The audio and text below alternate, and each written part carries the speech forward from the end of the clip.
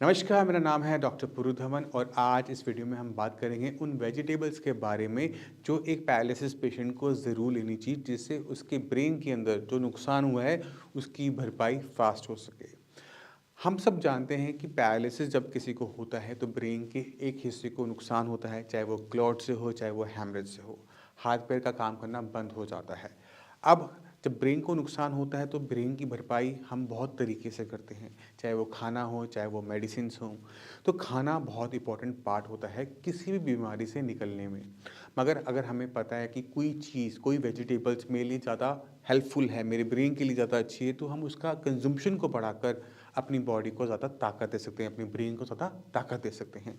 तो उन्हीं वेजिटेबल्स के बारे में आज बात करूँगा। तो मैं आपको एक लिस्ट दे रहा हूँ, उन लिस्ट को आप रखेंगे अपने साथ, उन वेजिटेबल्स को आप कोशिश कीजिए कि जितना हो सके अपनी डाइट में बढ़ाएँ। तो पहली वेजिटेबल है वो है कैरट, जिसे हम गाजर भी कहते हैं। गाजर का जो लाल रंग होता है वो एक स्पेशल फ्लेवॉइड की वजह से होता है जो कि हमारी बॉडी में ताकत भी देता है, बॉडी के अंदर ज़रूरी जो विटामिन्स है वो भी पूरा करता है।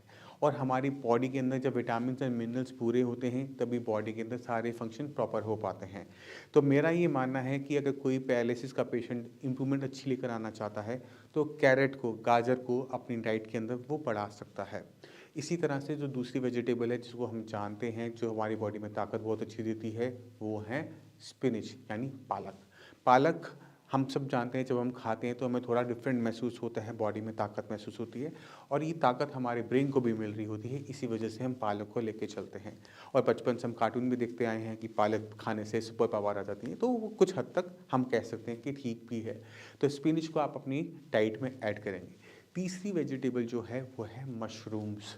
ये जो मशरूम्स हैं ये ऑलमोस्ट नॉन वेज वाला काम करते हैं, इनके अंदर माइक्रो न्यूट्रिएंट बहुत ज़्यादा अच्छे होते हैं, बहुत अच्छी ताकत देते हैं। तो मशरूम को ऐड कर कर भी हम अपनी बॉडी को, अपने ब्रेन को बहुत अच्छी ताकत दे सकते हैं। इसके बाद जो आती हैं वो है गार्लिक एंड जिंजर। गार्लिक और जिंजर अक्सर हम गार्निशिंग में यूज़ करते हैं या फिर हम इसको सब्जी मसाले में यूज़ करते हैं, मगर गार्लिक और जिंजर को हम ये जानते हैं कि इनके अंदर एंटी कोलेस्ट्रॉल प्रॉपर्टीज़ होती हैं, यानी ये हमारे कोलेस्ट्रॉल को कंट्रोल करने में हेल्प करते हैं।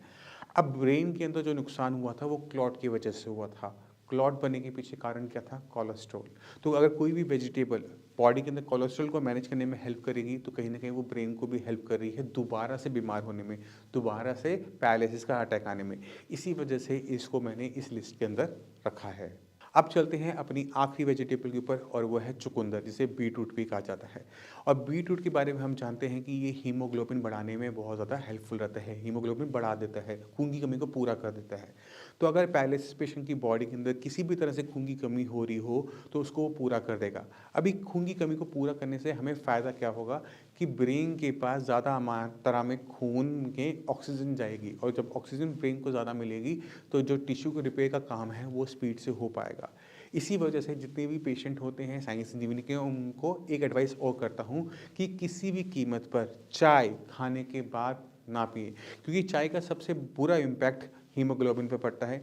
जो लोग भी खाना खाने के बाद चाय पी लेते हैं उनके अंदर हीमोग्लोबिन की मात्रा आपको हमेशा कम मिलेगी। तकरीबन 8 और 9 के आसपास हीमोग्लोबिन बना रहता है जो लोग चाय पीते हैं खाना खाने के बाद। तो चाय पूरी तरह से छोड़ दीजिए, कॉफ़ी पूरी तरह से छोड़ दीजिए, आपको आपको बेनिफिट मिलेगा। अगर आप नहीं छोड़ सकते तो कोशिश कीजिए कि खाना खाने के बाद का इंटेक बंद कर दें। कम से कम खाना जब पच जाए, 3-4 घंटे हो जाए, उसके बाद आप चाय का इंटेक करेंगे तो कम से कम आपको इतना नुकसान नहीं होगा हीमोग्लोबिन को लेकर। ये जो वेजिटेबल्स मैंने आपको बताई ये हम ले सकते हैं क्योंकि सर्दी का मौसम चल रहा है, तो आप इनका सूप बना के लेंगे तो आपको ज़्यादा फ़ायदा मिलता है क्योंकि सारी की सारी वेजिटेबल्स को आप एक साथ ले पाते हैं। और पिछली सारी वीडियोज़ के अंदर हम हमेशा बोलते हैं कि आप नॉन-वेज का सूप ले लीजिए, चिकन फिश ले लीजिए, फ़िश ले लीजिए। तो कुछ ना कुछ ऐसा भी होना चाहिए था, मुझे लगता है कि जो वेजिटेरियन पेशेंट के लिए हेल्पफुल हो रिकवरी करने में। तो जितनी भी मैंने आपको वेजिटेबल्स बताई इनको आप सूप बनाइए, इनको बॉयल कीजिए, इनका सूप बनाइए और उनका सूप डेली बेसिस पे लेंगे तो आपको अपनी बॉडी के अंदर वो चेंजेस, ताकत महसूस होनी शुरू होगी जो कि आपके लिए ज़रूरी है, जो आपका स्टैमिना बढ़ाए एक्सरसाइज करने में, जो ब्रेन को ताकत दे अपने अंदर इंप्रूवमेंट लाने में। जब ये दोनों चीज़ें साथ-साथ होनी शुरू होगी यानी ब्रेन और आपकी बॉडी को ताकत मिलनी शुरू होगी तो इंप्रूवमेंट आपको देखने को मिलेगी। तो मैं उम्मीद करता हूँ इस वीडियो से वो वेजिटेबल्स जो एक पैरालिसिस पेशेंट की बॉडी के अंदर ताकत लेकर आ सकती है, और सूप फॉर्म में लेकर आ सकती हैं, वो मैंने आपको बताया है। आप इसको यूज़ कीजिएगा और ख़ासकर सर्दी के मौसम में ज़रूर कीजिएगा, जिससे आप मार्च तक अपनी बॉडी के अंदर बहुत फास्ट रिकवरी लेकर आ सकें। अब इसी के साथ आप सभी से मैं चलने की आगे चाहूँगा। मिलते हैं अगली वीडियो में, तब तक के लिए नमस्कार।